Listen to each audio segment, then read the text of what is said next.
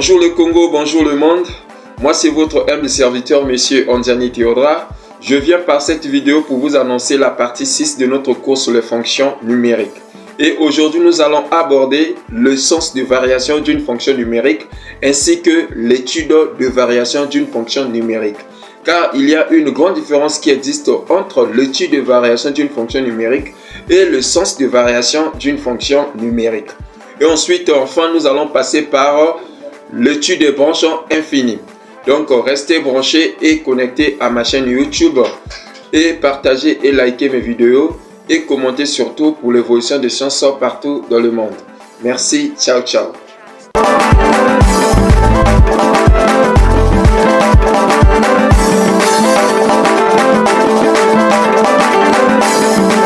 Le sens de variation d'une fonction numérique sert à trouver le signe de la dérivée d'une fonction. Pour déterminer le signe de la dérivée d'une fonction, on cherche les valeurs de x si possible. Voilà. Donc, on peut utiliser la dérivée en posant soit l'équation la dérivée égale à 0, donc tout dépendra de la forme de la dérivée. Ensuite, donc le but de sens de variation, c'est de dire si la fonction est croissante ou bien décroissante. On aura donc le signe de g.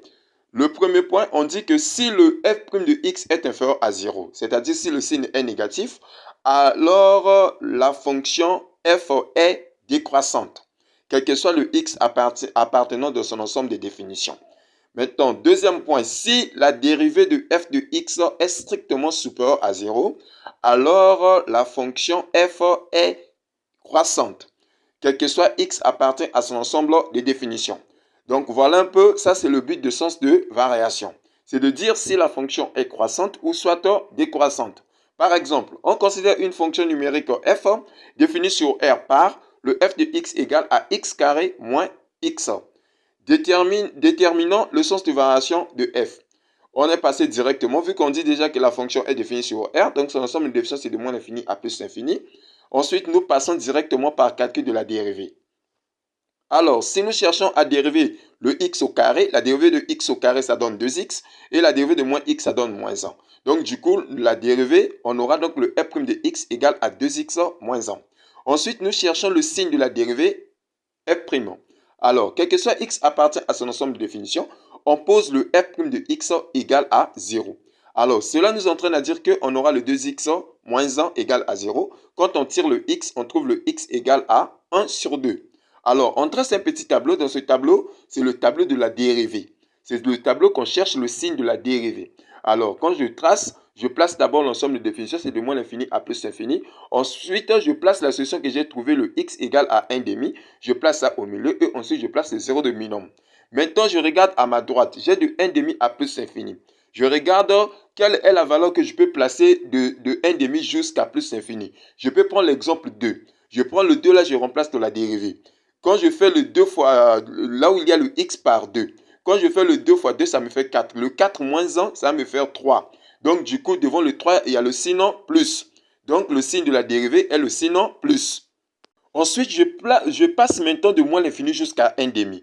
De moins l'infini jusqu'à 1,5, je peux avoir un nombre négatif, tout comme je peux aussi avoir comme 0. Voilà, je peux avoir aussi 0 parce que le 0 est plus petit que le 1,5. Alors, là où il y a le x dans la dérivée, si je remplace par 0, on aura 2 fois 0, ça me fait 0. 0 moins 1, ça me fait moins 1. Le signe qui est devant le 1, c'est le signe moins. Donc là, je peux placer le signe moins. Alors, ainsi, déterminons le sens de variation maintenant de f. Quel que soit x à partir de l'intervalle ouvert de moins l'infini à 1,5 ouvert, on a la dérivée de f de x est strictement inférieure à 0. Alors la fonction f est décroissante. Quel que soit x à partir d'un deuxième intervalle, l'intervalle ouvert plutôt fermé de 1,5 à plus l'infini, on a le f' de x est strictement supérieur à 0. Alors f est croissante. Voilà, si on a dit que le f est croissante, c'est par rapport au signe plus. Et voilà, on a répondu à la question posée. Donc, le sens de variation, son but, c'est de dire si la fonction est croissante ou soit décroissante. Nous passons maintenant sur l'étude de variation. Petit 7, étude de variation d'une fonction numérique.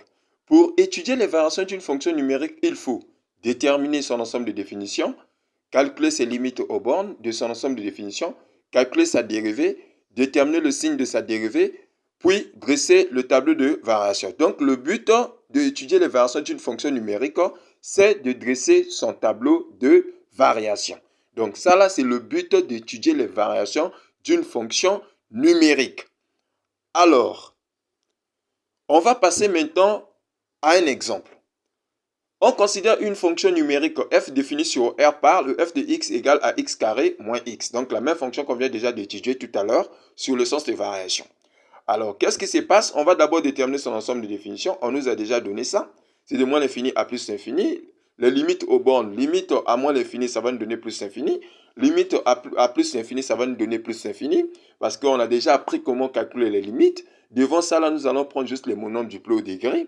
Et en prenant le x carré comme étant le monombre du plus haut degré, en remplaçant par moins l'infini au carré, ça fait plus l'infini. En remplaçant par plus l'infini au carré, ça fera toujours plus l'infini. Concernant le signe de la dérivée, ou bien la dérivée d'abord, on sait comment on peut trouver la dérivée là, parce que tout à l'heure, on a fait ça. Le signe de la dérivée aussi, on a déjà déterminé ça avec vous. Maintenant, nous passons directement au tableau de variation. Sans le tableau de signe, je ne peux pas dresser le tableau de variation. Donc, on prend juste le tableau de signe et on combine avec la partie du bas. Donc, comme s'il y a le moins, ça signifie que le sens de variation, ça décroît, tel qu'on avait dit que la fonction est décroissante quand le signe est moins. Et là où il y a le signe plus et la fonction est croissante. Voilà. Là, on vient de dresser le tableau de variation suite à l'étude de variation d'une fonction numérique. Notez bien, sans le tableau de variation, on ne peut pas tracer la courbe d'une fonction. De même, sans les limites aux bornes d'une fonction, on ne peut pas aborder les branches infinies. Parce que nous savons qu'il y a de l'importance pour tracer la courbe, il nous faut l'étude des branches infinies. Or, l'étude des branches infinies est basée sur les limites aux bornes. Rond 6 à la ligne. Les branches infinies à une courbe, soit f, une fonction numérique dont la courbe C est sa courbe représentative dans un plan muni d'un repère orthonormé OIJ. Petit 1. Les différentes formes des asymptotes. Il existe trois sortes d'asymptotes, ce sont 2 points. Nous avons l'asymptote horizontale, l'asymptote verticale et une asymptote oblique. Petit a, asymptote horizontale.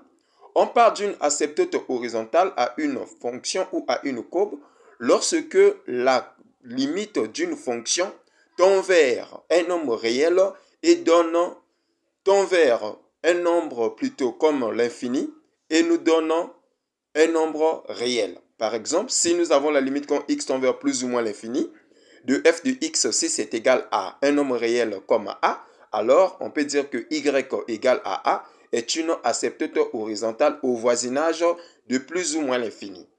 Petit b, asymptote verticale. On parle d'une asymptote verticale à une courbe lorsque la limite d'une fonction tend vers un nombre réel et donnant l'infini. C'est-à-dire, si la limite de x tend vers a, de f de x est égale à plus ou moins l'infini, alors là, on parle d'une asymptote verticale et au voisinage de plus ou moins l'infini.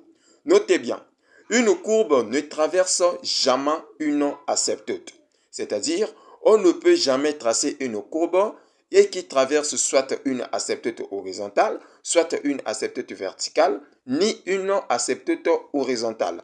Donc, la courbe ne traverse jamais l'asymptote, à aucun cas. Donc, voilà. Nous passons maintenant dans les autres cas. Ok, on nous pose une question. Donc, petit 2, dans quel cas on examine une limite? Dans l'étude des branches infinies, on examine plutôt une limite lorsque la limite là tend vers l'infini et d'une fonction et ça nous donne l'infini. Alors, en ce moment-là, on cherche à examiner la limite.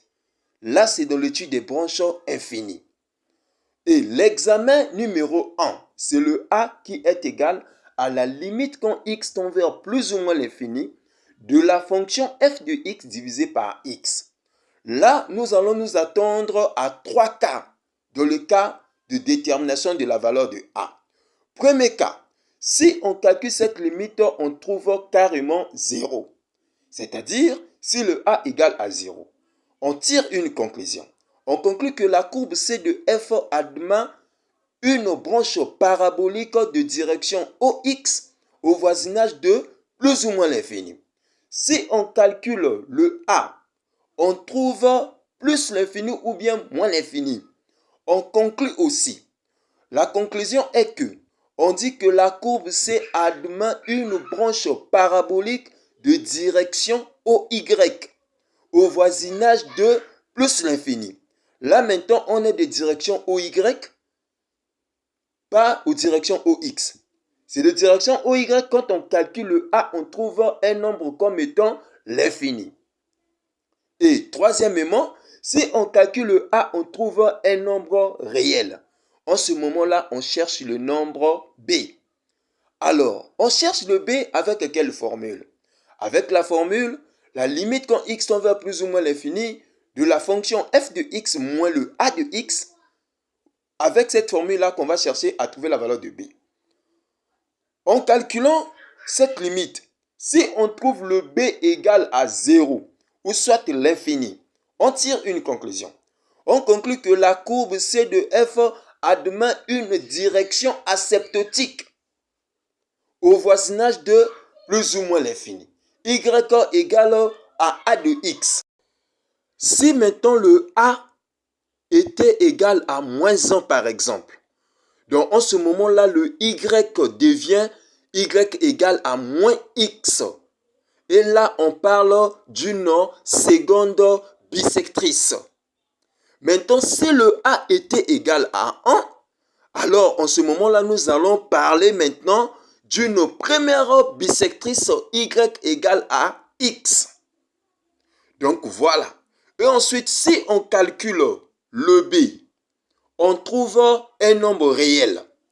En ce moment-là, on conclut que la courbe C admet une asymptote oblique y égale à ax plus ou moins b. Voilà. Donc le a est un nombre réel, le b est un nombre réel. On peut former une droite d'équation de la forme y égale à ax plus b ou bien ax moins b. Là, on appelle ça une asymptote oblique. Voilà dans le cas d'examination d'une limite. Donc, quand on fait l'étude des branches infinies, une fois on constate que la limite aux bornes qu'on est en train d'utiliser, ça tend vers l'infini, ça donne l'infini, il faut examiner. En examinant, on respecte les conditions qui ont été établies. Ok, petit 3. Comment peut-on savoir qu'une droite, c'est une asymptote à une courbe? Soit f une fonction numérique dont C désignant sa courbe représentative dans un repère orthonormé ou IJ. Soit la droite D une droite cartésienne d'équation y égale à ax plus ou moins b. La droite D d'équation y égale à ax plus ou moins b est une asymptote à la courbe C de f si et seulement si la limite quand x tend vers plus ou moins l'infini de la fonction f de x moins y nous donne carrément 0. Voilà, ça c'est la condition pour démontrer qu'une droite est une asymptote à une courbe. Petit 4, position relative d'une droite par rapport à une courbe, que j'allais écrire. Alors, pour étudier la position relative d'une courbe par rapport à une droite, d'équation y égale à ax plus ou moins b, on étudie le signe de la fonction f de x moins y. Donc nous, on cherche pour démontrer ou bien pour étudier la position d'une droite par rapport à une courbe ou bien d'une courbe par rapport à une droite, on utilise la condition ou bien le signe de la fonction f de x moins y. À cet effet, nous retenons trois cas possibles. Si on constate que le f de x moins y est strictement supérieur à 0, alors la courbe C de f est au-dessus de la droite D. Si la fonction f de x moins y est strictement inférieure à 0, c'est-à-dire le signe est négatif, alors la courbe C de f est en dessous de la droite D. Si maintenant f de x moins y, en faisant ça, ça nous donne carrément 0, alors la courbe C de f se coupe en un point en passant par l'axe des abscisses. Donc voilà, ça ce sont les trois conditions pour étudier la condition d'une, plutôt la position d'une droite par rapport à une courbe.